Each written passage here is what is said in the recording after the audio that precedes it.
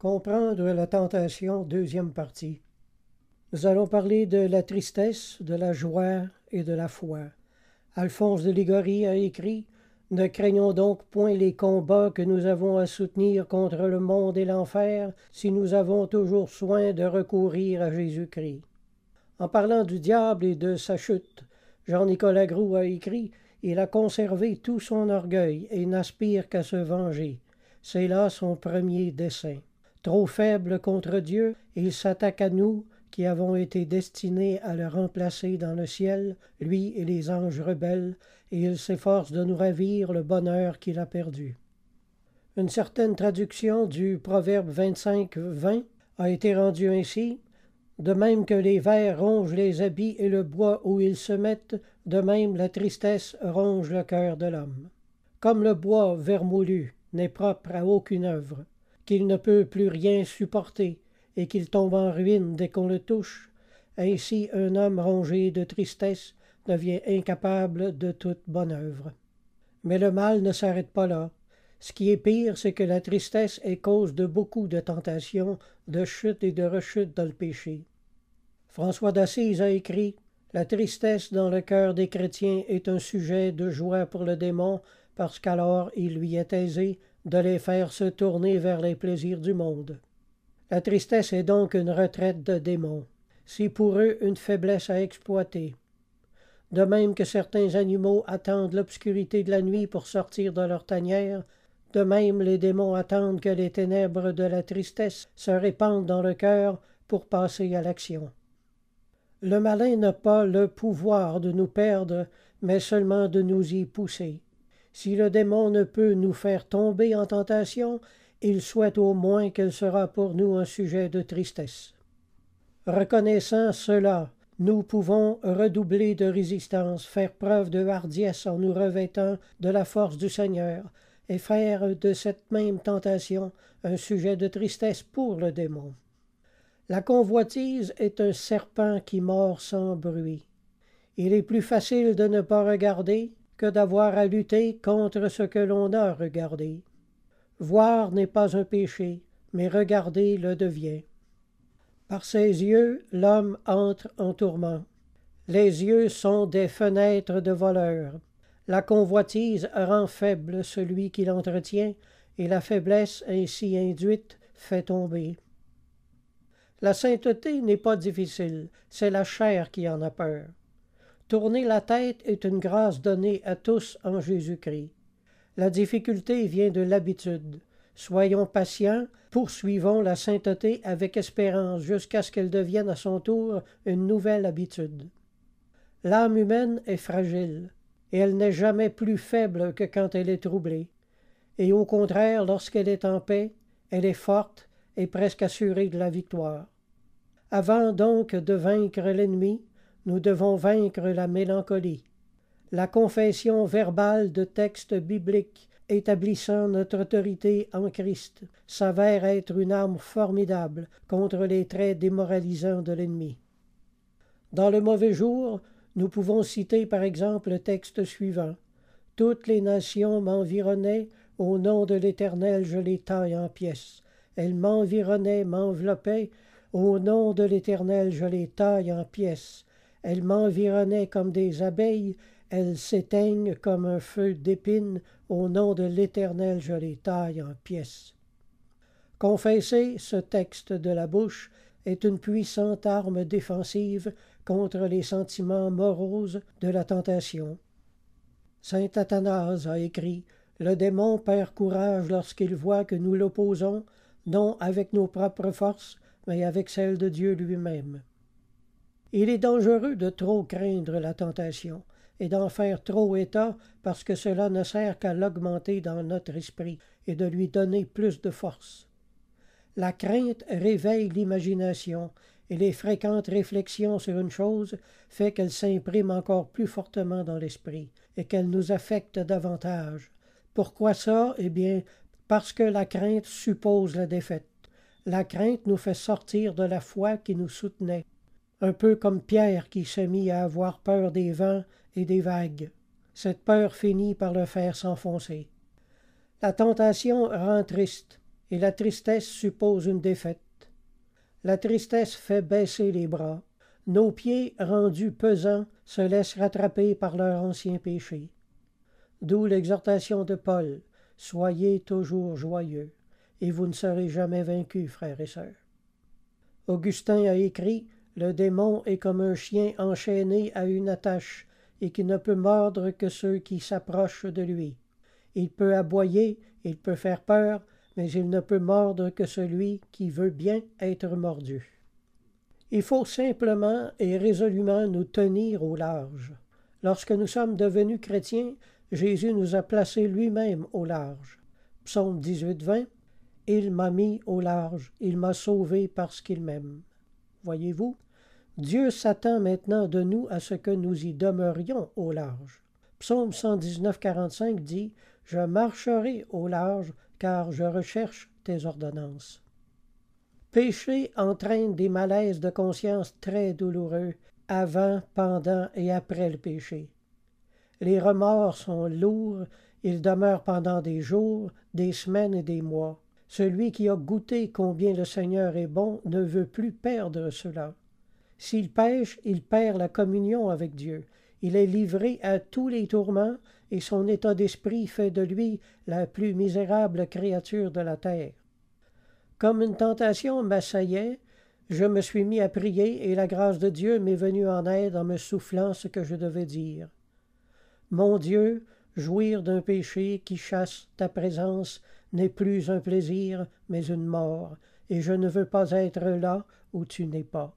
À ces dernières paroles, la tentation s'est enfuie de moi. Alors résister à la tentation en utilisant l'arme de l'amour de Dieu, il y a là une véritable mine de force. Dieu n'a pas voulu que ses enfants soient laissés sans tentation. Elles sont bonnes en ce qu'elles maintiennent en nous l'humilité reliée à notre humanité. Il est bon pour l'âme de sentir qu'elle est reliée à la terre. Les tentations éclairent l'âme sur sa misère et la préservent d'un sot orgueil.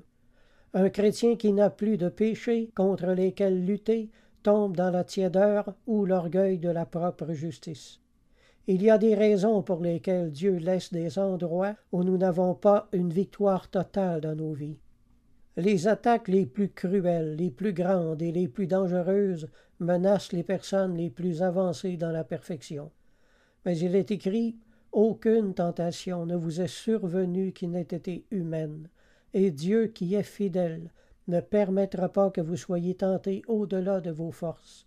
Mais avec la tentation, il préparera aussi le moyen d'en sortir, afin que vous puissiez la supporter. » Une autre traduction possible est celle-ci, « Il nous fera tirer avantage de la tentation même. » Saint Éphrem, au IVe siècle, a écrit « Si les hommes n'ont pas la cruauté de charger leurs bêtes de somme de plus lourds fardeaux qu'elles ne peuvent porter, à bien plus forte raison, Dieu qui aime tant les hommes ne souffrira pas qu'ils aient à subir des tentations auxquelles ils ne sauraient résister. » Comme Samson a rencontré un lion sur le chemin et qu'il l'a déchiré, et que peu de temps après il trouva du miel en son intérieur, ainsi supportons courageusement la tentation, surmontons-la, et nous verrons ensuite quelle douceur spirituelle intérieure nous en retirerons.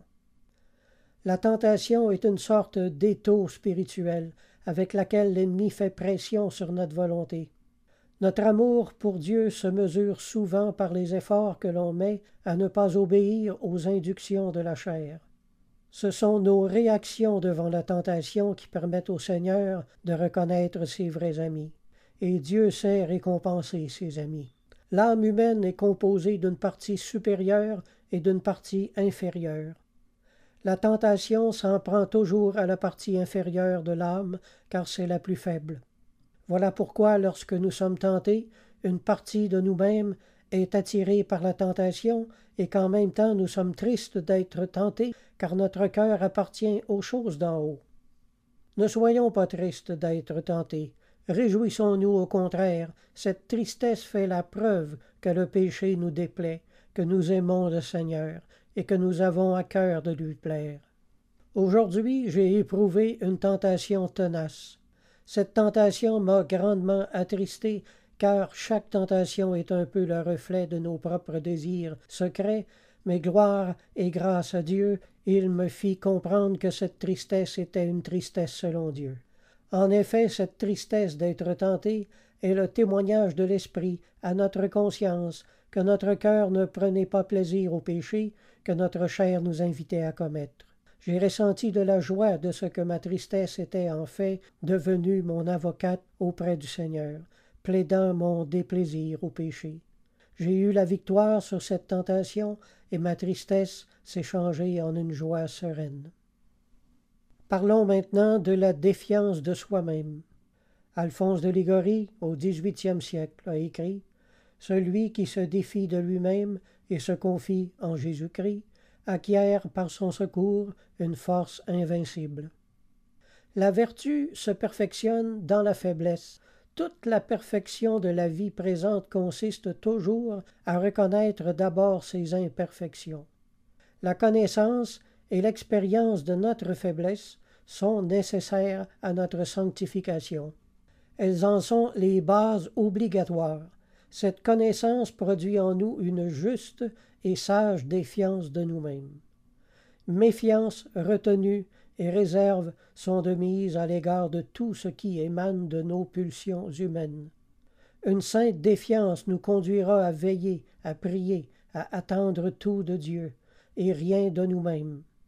Bernard de Clairvaux, au XIIe siècle, a écrit « Une âme qui ne présume point de ses forces, mais qui est fortifiée par Jésus-Christ, pourra devenir tellement maîtresse d'elle-même qu'elle ne se laissera dominer par aucun péché. » C'est pas beau, ça? Il y a vraiment de grandes richesses dans la littérature catholique. Énorme richesse. La sainteté prime sur tout. Tout ce que nous faisons en état de péché est sans mérite pour le ciel. Une telle conduite est au contraire doublement coupable et digne de châtiment. La grande préoccupation d'un chrétien doit être de vivre en état de grâce. L'une des plus grandes grâces que Dieu fasse à un homme qui tombe dans le péché, c'est de l'affliger aussitôt par des remords de conscience. C'est une marque que Dieu vous aime et que vous êtes du nombre de ses élus lorsqu'il vous afflige et vous tourmente de vos fautes. Les réprouvés ont la conscience cautérisée et rendue inactive.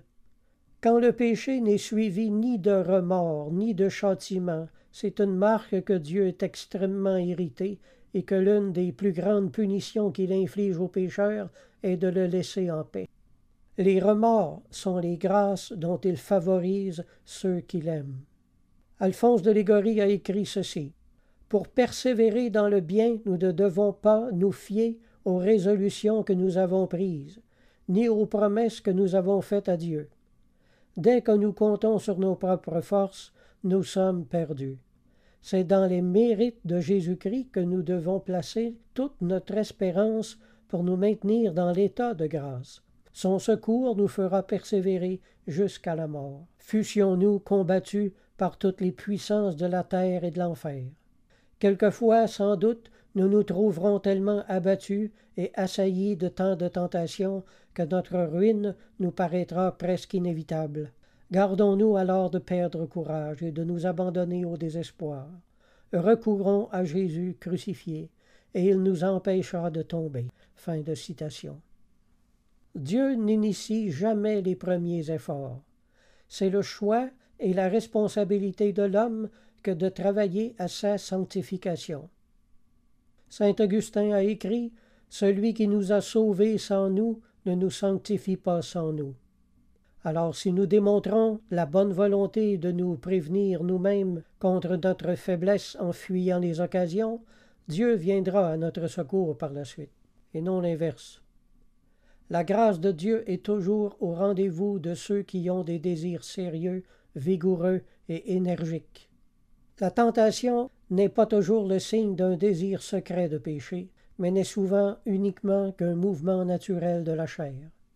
Sentir que la chair a de l'attrait au péché ne signifie pas que nous en ayons un désir véritable. Malgré nos meilleures intentions, la chair demeurera toujours extrêmement sensible aux suggestions du péché. Il faut apprendre à nous fuir nous-mêmes et à déraciner les occasions. il faut reprogrammer notre volonté. Parlons de la fuite des tentations. Dans ce domaine, l'honnêteté et la sincérité de cœur de ne plus pécher ne sera pas suffisant lorsque vous aurez affaire à des vices tels l'alcoolisme, la toxicomanie ou toute autre forme d'addiction, car des esprits malins sont en cause et ni les forces humaines ni la sincérité ne sont assez grandes pour les vaincre. Il faut obtenir la délivrance par intervention divine. Ensuite, il faudra de nombreux efforts pour couper les occasions de chute, car malgré notre bonne disposition de cœur, notre chair demeure incroyablement facile à séduire. La tentation, lorsqu'elle n'est pas fuie, nous sidère rapidement, nous séduit et nous fait rechuter.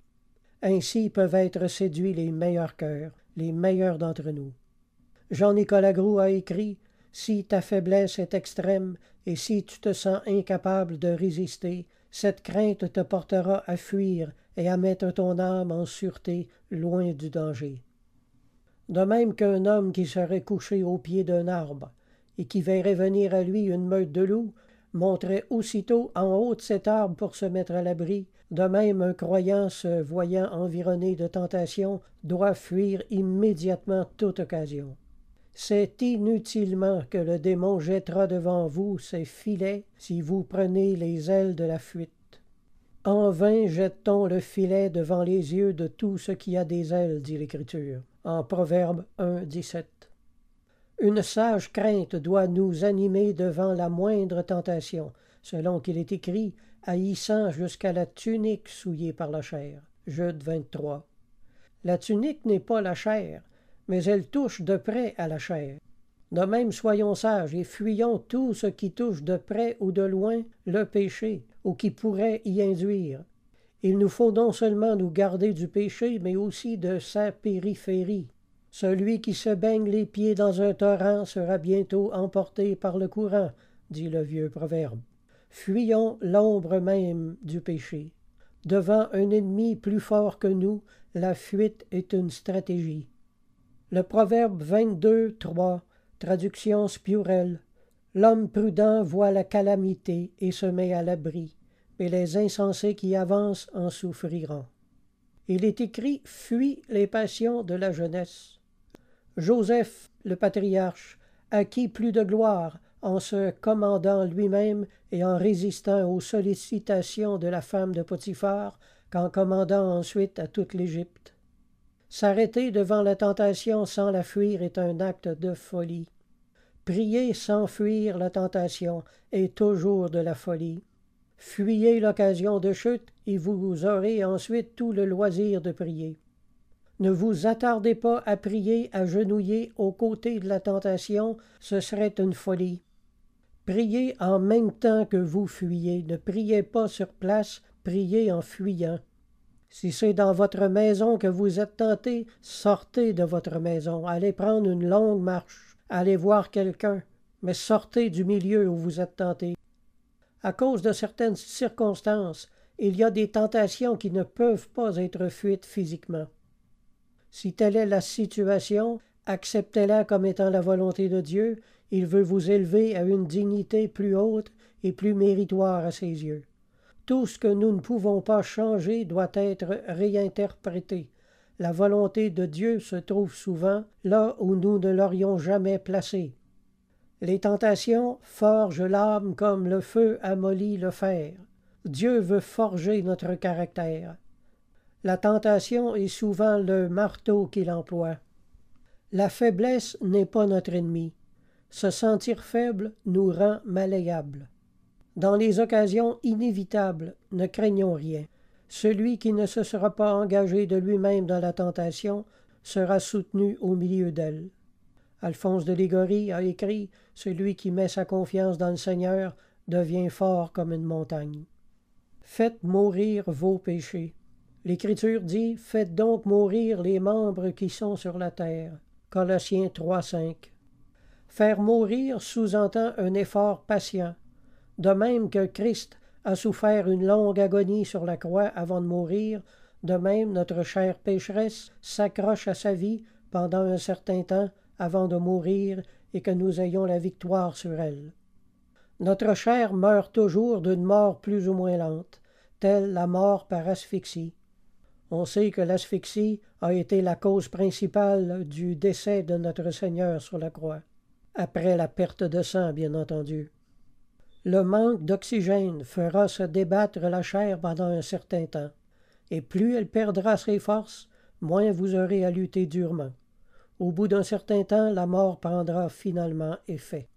Saint Augustin a écrit « C'est pour nous encourager à résister avec confiance aux tentations jusqu'à la fin que Jésus-Christ ne voulut descendre de la croix qu'après y avoir laissé la vie. C'est pour nous instruire et nous fortifier par son exemple que ce divin Maître a voulu rester ainsi sur la croix. Il est utile, pour triompher dans les combats spirituels, de les prévoir dans nos méditations du matin, en nous disposant d'avance aux attaques qui peuvent vouloir nous surprendre durant la journée. On ne prend jamais assez de précautions lorsqu'il s'agit de risquer l'éternité. Car qui sait si une chute n'en entraînera pas plusieurs autres et que finalement nous décidions, dans notre démence, de nous laisser vaincre et de nous y livrer volontairement jusqu'en enfer.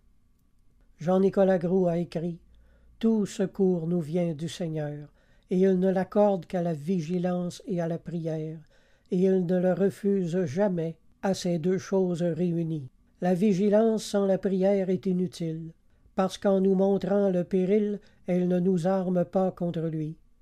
La prière de même est de nul effet sans la vigilance, parce que nous n'avons point de secours à espérer du ciel dans les tentations qu'il eût dépendu de nous d'éviter.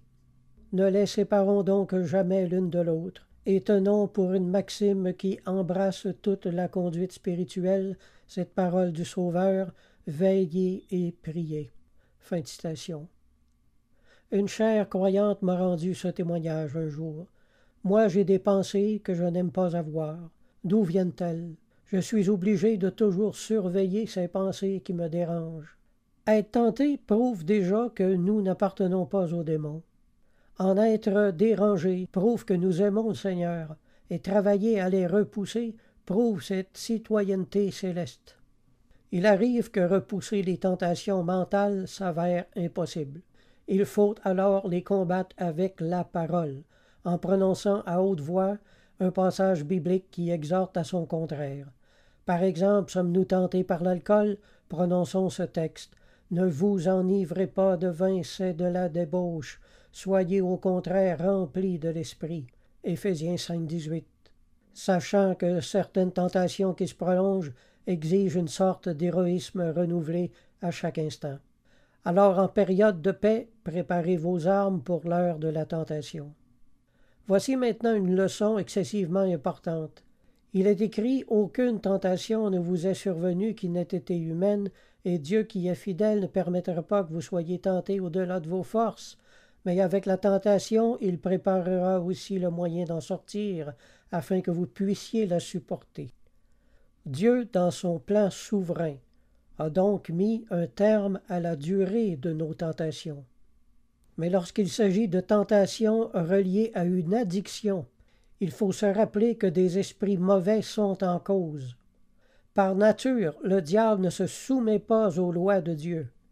Il arrivera que l'ennemi ne respecte pas cette limite divine et vous accable d'obsessions plus grandes que vos forces.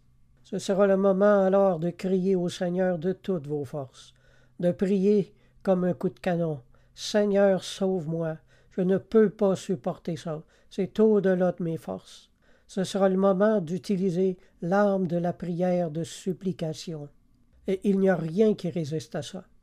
Si vous avez le courage de vous jeter sur vos genoux et employer l'arme de la prière de supplication, vous serez vainqueur en tout temps.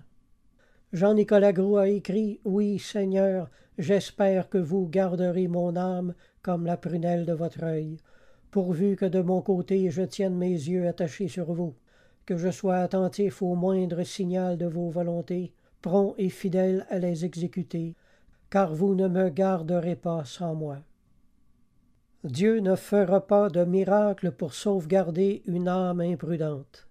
Parlons maintenant des habitudes saintes, il faut développer des habitudes saintes. Comme nous avons développé nos défauts par l'habitude, eh bien, il faut développer des habitudes saintes pour les contrefaire. Fortifions notre âme contre la tentation, car elle est si faible. La tentation est une pente. Si elle ne s'avère pas très à pic au commencement, elle le devient très rapidement. Avant que nos pieds glissent et que nous y tombions, fuyons-la aussi rapidement que possible. Thomas à Kempis a écrit « Combattez courageusement. Une mauvaise habitude n'est surmontée que par une habitude contraire. » L'habitude de pécher est un réel problème. Jérémie a dit « Comment pourriez-vous faire le bien, vous qui êtes accoutumés à faire le mal? » Jérémie 13, 23. Vous voyez l'accoutumance, là, l'habitude. Cette image ne signifie pas que la sanctification soit impossible, mais qu'elle sera dans certains cas très difficile. L'habitude de pécher prise au cours des années le rend plus tenace et plus difficile à oublier. L'habitude à commettre un certain péché rendra ce péché toujours plus facile à pratiquer et toujours plus difficile à renoncer. Mais l'inverse est heureusement vrai en ce qui concerne la pratique de la sainteté. Résister à une tentation nous rend plus fermes pour résister à la seconde, et ainsi de suite. Le croyant en viendra à développer des habitudes saintes qui ne seront guère plus difficiles à suivre que les anciennes. Heureux l'homme qui supporte patiemment la tentation, car après avoir été éprouvé, il recevra la couronne de vie que le Seigneur a promise à ceux qui l'aiment. La sainteté est la seconde nature du croyant. Nous n'avons pas à la fabriquer parce qu'elle est déjà en nous. Christ l'a déjà placée en nous. Avec le temps et la fidélité à pratiquer la justice, elle deviendra de plus en plus naturelle, voire même facile, et même agréable à pratiquer dans la majorité des cas. Que le croyant ne se rebute pas, qu'il ne désespère pas. Les conversions solides se font ordinairement par degrés. Ainsi donc, chaque petite victoire nous rapproche d'une grande victoire finale, celle que le Seigneur nous promet en cette vie même. Hébreux 12, 12, 13, un verset très important concernant l'habitude de sainteté. « Fortifiez donc vos mains languissantes et vos genoux affaiblis, et suivez avec vos pieds des voies droites, afin que ce qui est boiteux ne dévie pas, mais plutôt se raffermisse. » Voyez-vous l'habitude qui rend fort. La vertu en tant qu'habitude se fait et se défait par les actes multipliés. La volonté se développe comme la mémoire. Tendez des désirs soutenus vers l'affermissement de votre volonté. L'habitude est le plus grand secours de la volonté. Je vous donne la garantie qu'il luira le jour où vous aurez vaincu tant de fois que l'habitude de vaincre aura succédé à celle de défaillir. Bossuet a écrit « La vertu se tourne en habitude par la pratique ». Une âme qui aime Dieu sera forte dans les tentations, courageuse dans les épreuves, inébranlable parmi les vicissitudes de la vie intérieure et extérieure. Si elle n'est pas tout cela encore, elle parviendra à l'être avec le temps et par sa fidélité. Il est même impossible qu'elle n'y parvienne pas, car elle est sous la direction de Dieu qui règne en elle. Le Seigneur demeurera avec elle et l'aidera en faisant un ministère dans son cœur durant les heures de culte et durant ses périodes de prière personnelle. Quand le Christ habite une âme, il est impossible qu'elle ne se fortifie pas.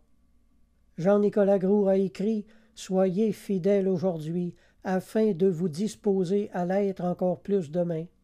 Fortifiez et enracinez vos bonnes habitudes par des actes réitérés. Craignez les suites de la moindre négligence, allant de vertu en vertu, et rendant aussi chaque jour vos fautes plus légères et plus rares. » Voici un exercice qui vous fortifiera contre la tentation. Parlez souvent contre le péché qui vous fait particulièrement la guerre. Parlez de lui avec mépris et secouez vos vêtements de sa poussière et décriez-le, parce qu'à force de parler contre quelque chose, nous nous excitons à la haïr. En parlant ainsi, vous vous engagez, en quelque sorte, sur votre honneur, à le fuir et à cultiver la vertu contraire, et vous affaiblirez son pouvoir sur vous. Également, parlez souvent en faveur de la pureté et du détachement au péché qui vous tourmente. Vos paroles vous consacrent et vous fortifient dans le bien et le pur. Lorsque nous demandons au Seigneur de nous fortifier contre le péché, il nous envoie des tentations afin que notre résistance à celle-ci nous fortifie dans la sainteté. Chaque tentation vaincue nous enracine davantage dans la sainteté. Le Seigneur agit ainsi pour que la victoire devienne une habitude. Ceux qui ont acquis l'habitude de la vertu la pratiquent alors sans peine. C'est donc par les tentations que la vertu jette en nous les plus profondes racines. Une tentation tenace est un frottement irritant, mais à la fin la victoire est douce. Bernard de Clairvaux a écrit « J'ai cessé de vivre pour moi-même depuis que je sais que Jésus-Christ a daigné mourir pour moi en prenant sur lui la peine de mort qui m'était due. C'est pourquoi je suis mort à toutes les choses du monde. Je suis inattentif et insensible comme un mort à tout ce qui n'est pas Jésus-Christ. » Voilà un saint qui peut dire avec Paul « Ce n'est plus moi qui vis, et c'est Christ qui vit en moi. » Nous voyons qu'une victoire totale et générale sur tout est possible. Parlons maintenant de la porte étroite. Jésus a dit « Entrez par la porte étroite, car large est la porte, spacieux est le chemin qui mène à la perdition. Il y en a beaucoup qui entrent par là. Mais étroite est la porte, resserré le chemin qui mène à la vie, et il y en a peu qui les trouvent. » Quiconque envisage toute l'étendue des préceptes de la morale chrétienne ne peut qu'être effrayé d'abord par son austérité. C'est ce premier aspect qui en éloigne tant de gens. Moi, je demande d'abord au jugement de qui cette porte est étroite, car si elle est étroite pour la chair, elle devient très vite large pour le cœur qui aime Dieu.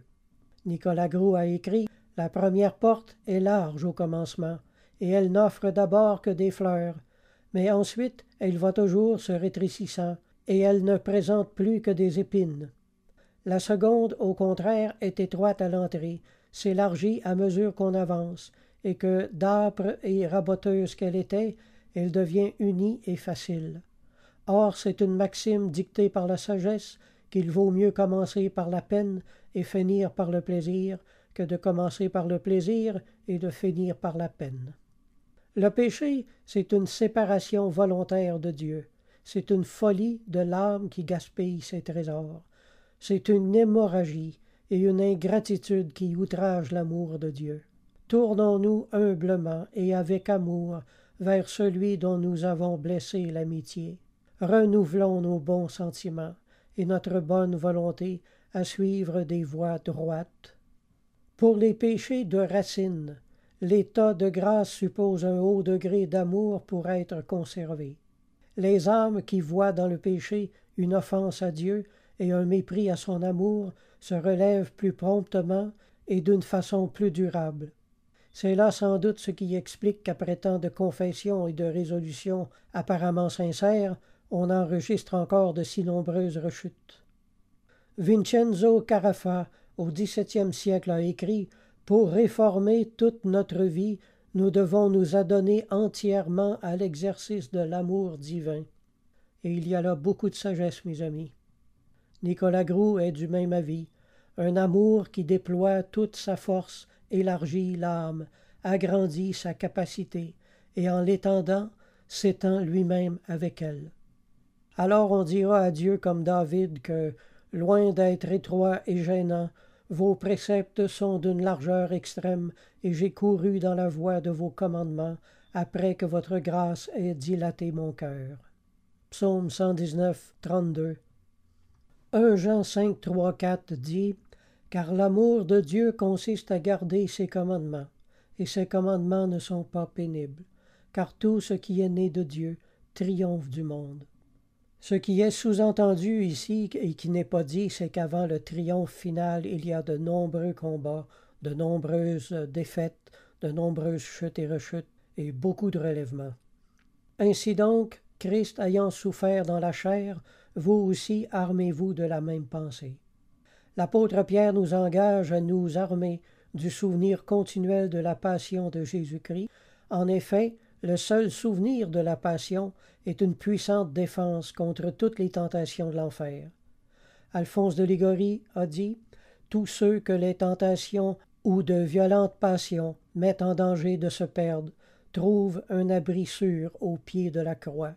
La vue de Jésus crucifié nous console et nous soutient dans les souffrances. » Quelle est douce la voix de l'amour, disait la jeune Thérèse Martin. La sainteté est à base d'amour. Si vous retombez dans les mêmes fautes, ne vous découragez jamais. Prenez conscience de votre faiblesse. C'est excellent. La faiblesse creuse en nous le précieux fondement de l'humilité. Nicolas Gros a écrit « Ne nous rassurons pas trop par nos victoires passées. Ce n'est pas nous qui les avons remportées, c'est la grâce. La faiblesse est toujours notre unique partage. » Il ne sert à rien de désespérer et d'aggraver ainsi une situation. Il suffit de la constater et dans l'humilité nous placer devant Dieu. Mais en même temps, tournons-nous avec une confiance plus grande que jamais vers notre Père du ciel. Dieu ne s'étonne pas de nos chutes. Il est toujours content de nous en relever et de nous les pardonner.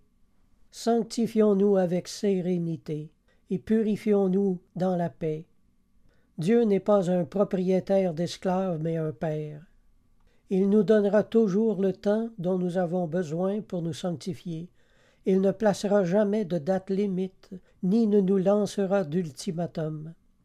Les défauts qui déplaisent sont des défauts en voie de guérison. Le père de Lamennais a écrit « Vous seul, mon Dieu, vous seul, n'abandonnez point ceux qui espèrent en vous. Toujours vous êtes près d'eux pour les soutenir et les consoler. Jamais vous ne vous lassez d'entendre leurs gémissements, d'écouter leurs plaintes, de recueillir leurs larmes. Rien n'est au-dessus de votre tendresse. » En conclusion maintenant, les grandes tentations font les grands saints. Aux prises avec des tentations latentes, une pensée m'est venue à l'esprit qui m'a réconforté. L'esprit me dit que malgré l'inconfort presque constant que j'avais à éprouver cette tentation, je pouvais en tirer la consolation suivante. Contrairement à beaucoup de croyants, moi j'avais cette croix à porter. Moi j'avais quelque chose de douloureux à offrir au Seigneur pour lui prouver mon amour et ma fidélité, tandis que bien d'autres n'avaient pas cette chance.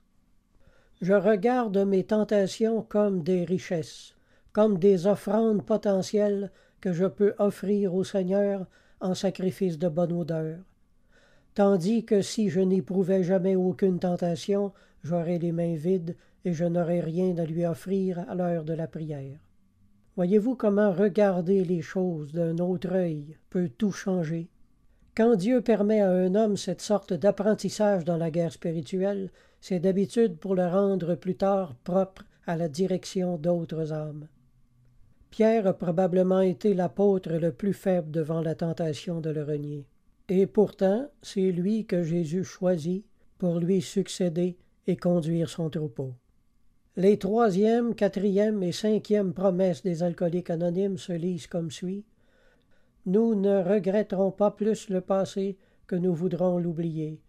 Nous comprendrons le sens du mot sérénité et nous connaîtrons la paix. Si profonde qu'ait été notre déchéance, nous verrons comment notre expérience peut profiter aux autres. Préceptes pleins de sagesse et qui peuvent s'appliquer à n'importe quelle autre faiblesse dans nos vies. J'aimerais prier pour finir. Seigneur, fais-nous souffrir de nos péchés pour que nous apprenions à les haïr et à coopérer avec l'Esprit sanctifiant. Fais-nous souffrir de notre folie et nous ne fuirons plus la correction. Fais-nous souffrir de notre tiédeur et nous ne fuirons plus la prière. Mets tous nos péchés devant nos yeux pour que nous en contemplions toute la laideur et que nous les vomissions. Plus nous souffrirons de nos péchés, plus nous aspirerons à la sainteté de nos vies. Amen. Quand les tentations se multiplient et nous désorientent, quand nous gémissons sous l'aiguillon du désir, l'existence des saints est pour nous une consolation et une source d'espoir. Nicolas Gros a écrit « Ô mon Sauveur, protégez-moi dans cette longue guerre qui ne doit finir qu'avec ma vie. » Amen.